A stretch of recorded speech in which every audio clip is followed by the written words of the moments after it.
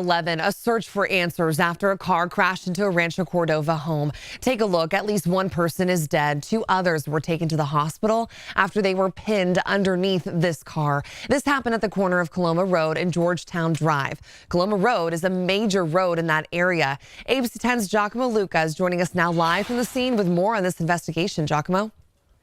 Well, Madison, absolutely heartbreaking news tonight. Neighbors say a family was inside their home watching the 49ers game when a car barreled through their living room. Now take a look behind us. You can see that home right there, and there are still crews working furniture in the front yard as well as broken pieces of that home.